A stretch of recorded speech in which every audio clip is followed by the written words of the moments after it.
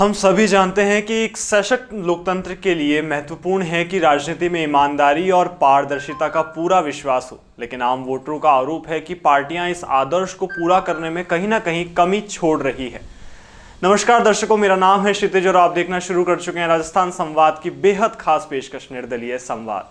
बहुत बार देखा गया है कि पार्टियों के चुनावी प्रक्रिया में ईमानदारी की कमी होती है। चुनावी घोषणाओं में बहुत बार भ्रांतियों का सामना होता है और आम वोटर सही जानकारी से अवगत हो ही नहीं पाते। इससे ये सवाल उठता है कि क्या हमारे चुनावी प्रक्रिया में ईमानदारी और इंडिपेंडेंट विचारों का सही आदान प्रदान हो रहा है या नहीं हो रहा है।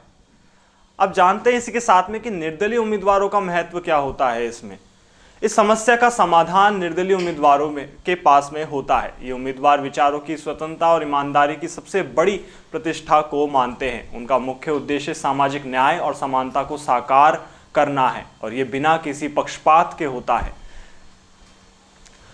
निर्दलीय उम्मीदवारों की पारदर्शिता एक और महत्वपूर्ण पहलू है जो हमें सोचने पर मजबूर करती है। वे अपने क्रियाओं में स्पष्टता से साबित करते हैं कि वे सच्चाई और सभी के सामान्य हित की प्राथमिकता देते हैं। इससे लोगों को विश्वास होता है कि वे अपने उम्मीदवारों को सही रूप से जान रहे हैं।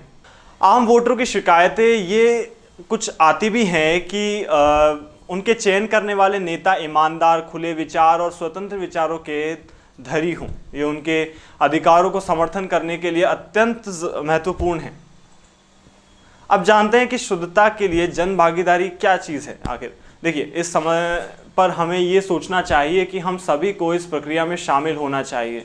हमें अपने चयन करने वाले उम्मीदवारों के प्रति जिम्मेदारी बनाए रखना चाहिए ताकि हम सच्चाई, पारदर्शिता और शुद्धता की दिशा में बढ़ सकें। आखिर में इस रिपोर्ट में हम ये चीज़ समझ सकते हैं कि हमें ये ध्यान में रखना चाहिए कि निर्दलीय उम्मीदवारों का समर्थन करना हम सभी के लिए बहुत ज़रूरी है।